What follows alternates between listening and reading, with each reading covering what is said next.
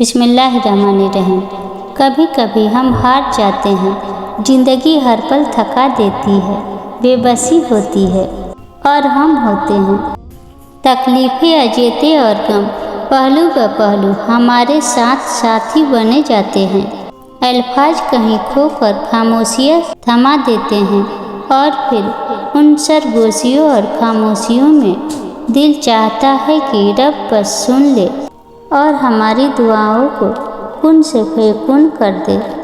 इमरान बिन हुसैन रज़ियल्लाहु अन्हु कहते हैं, मुझे बवासीर का मर्ज था तो मैंने नबी सल्लल्लाहु अलैहि वसल्लम से नमाज के बारे में दरियाफ़त किया। आप सल्लल्लाहु अलैहि वसल्लम ने फरमाया, खड़े होकर नमाज अदा करो और अगर उसकी भी ताकत न हो तो बैठकर अदा करो और अगर उसकी भी ताकत न हो तो पहलू के बल लेट कर पढ़ लो। एक बुजुर्ग सूखी रोटी पानी में डुबोकर खा रहा था। वहाँ एक फ़कीर आया। उसने सदा लगाई, है कोई यहाँ सेखी जो मुझे खाना खिलाए। बुजुर्ग ने कहा, सामने वाले घर में हज़रत हुसैन रज़ियल्लाहु रहते हैं, वह सेखी भी हैं। फ़कीर वहाँ गया और पेट भर के खाने के बाद बोला, थोड़ा खाना और मिल सकता है। हुसैन रज़ियल्लाहु अन्हु ने पूछा, किसके लिए?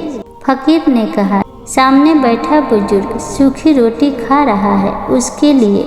हज़रत हुसैन रज़ियल्लाहु मुस्कुराए और कहा, ये उन्हीं का तो घर है, उनका नाम हज़रत अली रज़ियल्लाहु है। एक सीधा का अजर रसूलुल्लाह सल्लल्लाहु अलैहि वसल्लम ने फरमाया, उस जात की कसम जिसके हाथ में मेरी जान है, वह ज़माना करीब है कि ईसा इब्न मरियम अलैहिस्सलाम तुम्हारे दरमियान एक आदिल हाकिम की हैसियत से नाजिल होंगे। वह सलेब को तोड़ देंगे, सूर को मार डालेंगे और जजिया मौकूफ़ कर देंगे। उस वक्त माल की इतनी कसरत हो जाएगी कि कोई उसे लेने वाला नहीं मिलेगा। उस वक्त का एक सीधा दुनिया और जो कुछ उसमें है उससे बेहतर होगा। जहाज़ को बुलंदी पर उड़ाने का एक मकसद ये है कि वह पहाड़ों या ऊंची इमारतों से न टकराए।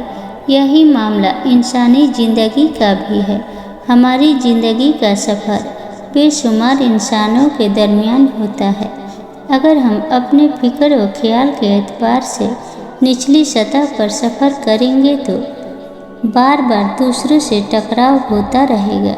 उसका वाहिद हल ये है कि आदमी फ़िक्र व ख्याल के एतबार से अपने आप को इतनी बुलंदी पर पहुंचा दे कि दूसरों से टकराव का इम्कान ही उसके लिए ख़त्म हो जाए।